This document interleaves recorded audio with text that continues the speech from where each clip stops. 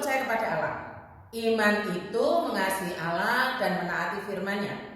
Pada saat yang sama, iman itu mengasihi sesama dalam relasi yang sehat dan benar. Relasi yang benar dan sehat dengan sesama harus diatur, bukan otomatis. Allah memberikan aturan-aturan kepada umatnya supaya dapat menciptakan relasi yang benar dan sehat. Itu tujuan Allah. Bisa jadi aturan-aturan yang Allah tetapkan tidak menyenangkan kita. Bisa jadi kita memandang aturan-aturan itu bukan sebagai alat untuk menciptakan relasi yang sehat dan benar. Bisa jadi. Mengapa? Manusia itu kan pada dasarnya mementingkan diri sendiri. Manusia itu kan pada dasarnya egois. Sekarang kita, bagaimana kita memaknai iman kepada Allah itu? Apakah kita bertahan dalam egoisme kita dan mengabaikan aturan-aturan Allah? Atau kita menyadari keegoisan kita, tetapi kita mau menaati aturan-aturan itu agar dalam hitungan kita jalan ini, apalagi dalam hubungan dengan sesama itu menjadi sehat dan benar. Pilihan iman itu kan selalu terhubung dengan seberapa jauh kita mengenal dan mengasihi Allah. Saudara-saudara, saat teduh kita hari ini dari Keluaran 22 sampai 23. Namun yang akan dibacakan hanya 3 ayat saja. Demikian sabda Allah. Keluaran 22 ayat 1 sampai dengan ayat 3. Demikian bunyi firman Tuhan. Peraturan tentang jaminan harta sesama manusia.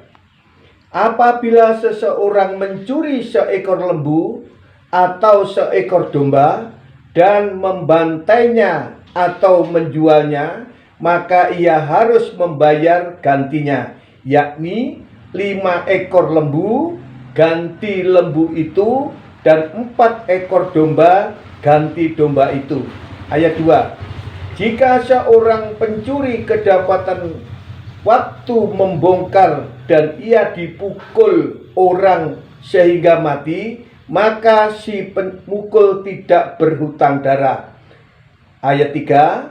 Tetapi jika pembunuhan itu terjadi setelah matahari terbit, maka ia berhutang darah.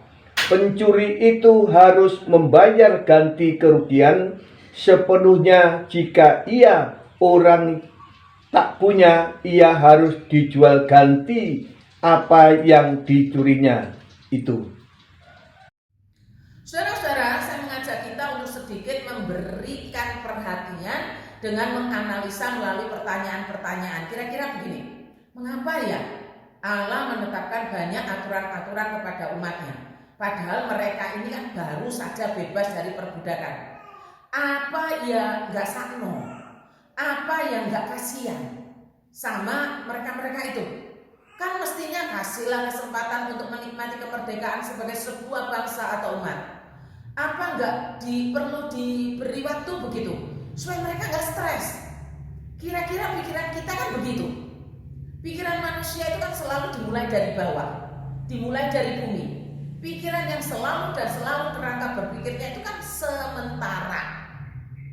Nah, pada kesempatan ini saudara, justru saya mengajak kita untuk menggali pikiran Allah, mencari alasan-alasan mengapa Allah langsung memberikan aturan-aturannya kepada umatnya, bahkan untuk mengajarkan aturan-aturan itu mereka diwajibkan berhenti di Gunung Horeb selama kurang lebih 2 tahun lamanya. Kita menemukan seolah-olah tidak ada jeda sedikit pun bagi umat-umat untuk bebas hidup tanpa aturan. Enggak ada jeda sama sekali.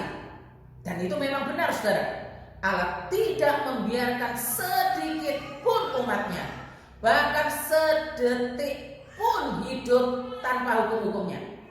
Hidup yang didasarkan aturan atau hukum itu adalah keharusan bagi umat Allah. Tidak ada tempat bagi umat yang anti hukum atau anti aturan. Yang kedua saudara, mengapa Allah memberikan aturan-aturannya? Kita harus ingat bahwa umat Allah hidup di Mesir 430 tahun. Dan selama itu pula dari generasi ke generasi mereka takluk pada hukum-hukum Mesir. Mereka hidup dalam aturan-aturan Mesir, itu sudah mendarah daging. Satu-satunya cara agar umat Allah tidak lagi diperbudak dengan hukum, dengan aturan-aturan Mesir adalah dengan memberikan aturan-aturan baru yang sesuai dengan apa yang Allah maui, apa yang Allah tetapkan sendiri. Sebab Allah berfirman, Aku ini pengasih. Nah, ini aturannya, saudara. Ini maksudnya Allah. Jadi dengan aturan-aturan yang Allah tetapkan itu, Allah mau supaya umatnya mencerminkan gambaran Allahnya yang adalah pengasih. Cara Allah menguduskan umatnya adalah dengan memproses mereka dengan aturan firman. Yang menaatinya pasti sampai pada tujuan Allah, dan yang tidak menaatinya adalah mereka yang tidak percaya. Kita tidak akan membahas semua aturan-aturan itu pada hari ini. Tidak cukup waktu dan pasti terlalu panjang. Saya menyesuaikan saja dengan pilihan renungan perspektif, yaitu dari ayat 21 sampai 27. LAI memberikan judul peraturan tentang orang-orang yang tidak mampu. Tidak mampu di sini dalam kategori miskin, saudara, yang dapat dijadikan objek penindasan, objek eksploitasi, dan ya mereka rentan sekali untuk diperlakukan dengan semena-mena. Itu miskin menurut pengertian Alkitab. Siapa saja mereka yang tergolong miskin, tergolong tidak mampu itu? Yang pertama, orang asing, orang yang hidupnya numpang. Beda dengan zaman sekarang, saudara. Kedua, seorang janda atau anak yatim. Mengapa hanya disebut anak yatim? Kenapa tidak yatim piatu? Karena zaman dahulu yang berpenghasilan, yang bekerja itu kaum laki-laki. Sehingga ketika suami meninggal atau ayah meninggal, itu mereka pasti jatuh miskin. Yang ketiga, seseorang yang untuk hidup saja harus meminjam uang plus bunga. Nah ini kategori miskin. Untuk hidup sehari-hari harus pinjam uang riba. Lalu juga mereka pada zaman itu untuk hidup sehari-hari pinjam jubah orang lain yang murah hati, dan itu digadaikan jubahnya. Tidak sama dengan jubah sekarang, tidak laku. Jubah dulu itu nilai ekonomisnya luar biasa, masih tinggi. Nah, kelompok-kelompok inilah yang dikategorikan miskin. Tentunya kategori ini sudah berubah menurut perkembangan zaman. Misalnya, seorang janda belum tentu miskin untuk zaman sekarang, sebab banyak sekali janda yang kaya raya.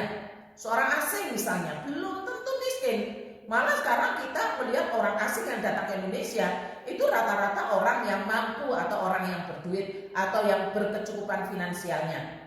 Nah, kita sekarang ini konteksnya sudah berbeda, tapi paling tidak pengertian miskin kita sudah dapatkan dari dalam Alkitab.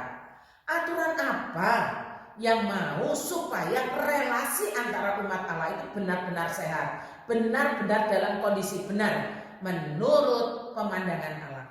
Tuhan berkata begini, jangan engkau menindas mereka. Menindas di sini adalah gambaran buruk kehidupan yang pernah umat Allah alami di Mesir. Janganlah engkau menindas mereka. Keluaran 22 ayat 22 sampai 24. Seorang janda atau anak yatim janganlah kamu tindas. Jika engkau memang menindas mereka ini, tentulah aku akan mendengarkan seruan mereka.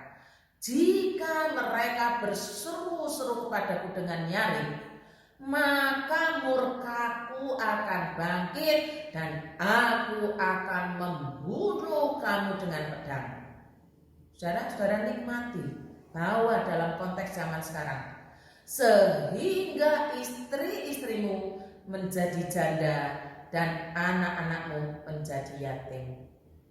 Yang kekejaman penindasan kepada para janda anak yatim akan menghasilkan janda dan yatim pulang dengan cara yang tidak terduga. Dan juga ayat 26 dan 27 dijelaskan begini, saudara. Jika engkau mengambil jubah temanmu sebagai gadai, maka haruslah engkau mengembalikannya kepadanya sebelum matahari terbenam. Sebab hanya itu saja penutup tubuhnya, itulah pemalut kulitnya. Pakai apakah ia pergi tidur? Maka apabila ia berseru-seru kepadaku, Tuhan di sini maksudnya, aku akan mendengarkannya, sebab aku ini pengasih. Tuhan tidak mau umatnya jadi bangsa penindas, pikiran menganiaya. Tuhan tidak mau. Apa yang Tuhan maksudkan, saudara? Yang Tuhan maksudkan dengan aturan itu supaya hati yang jahat, hati yang menindas, hati yang egois itu dikikis, itu hilang dengan cara menaati hukum-hukum Tuhan. Dan sebagai bentuk akhirnya punya hati pengasih, sebab Allah adalah pengasih.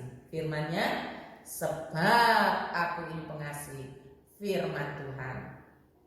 Di setiap aturan-aturan atau hukum-hukum Tuhan selalu mencerminkan isi hati dan tujuan Tuhan atas umatnya. Semoga Roh Kudus berkasih karunia kepada saudara-saudara sekalian. Selamat ulang tahun Bapak Daniel Henry Fiono, anak Airilin Belvania Cinta Kirana. Mari kita berdoa. Ya Tuhan Allah kami bersyukur dipertemukan dengan firman ini pada hari ini. Sebab setiap kali kami membaca aturan-aturan atau hukum-hukum Tuhan, kami selalu bersiap wasangka dengan tidak adanya kebebasan. Kami gagal untuk mengetahui kehendak Tuhan di balik semua hukum-hukum-Mu. Kasihanilah kami dan tolonglah kami, agar kami dibentuk untuk menjadi gambaran Allah di bumi. Berdoa untuk Bapak Afi yang hari ini berulang tahun bersama dengan Fania. Mohon Tuhan selalu memberikan kekuatan baru untuk terus-menerus mempercayai Tuhan dan firman-Nya, serta mengalami hidup yang hidupnya selalu berpusat kepadamu. Mohon Tuhan juga memberkati bersama-sama dengan anak-anak dan istrinya, sehingga menjadi berkat perjanjian nyata dalam seluruh keluarganya. Cisuing, Christian, Erlin, Tommy, dan Thomas. Juga untuk Fania yang berulang tahun dengan bertambahnya usia pada hari ini. Kiranya Tuhan menempatkan Fania di tengah-tengah keluarga yang takut akan Tuhan, yang mengutamakan Tuhan di atas kepentingan lainnya, bersama-sama dengan ayahandanya Priyo dan ibundanya Mariska. Kiranya kemurahan Allah turun atas keluarga ini. Di dalam nama Tuhan Yesus kami berdoa. Amin.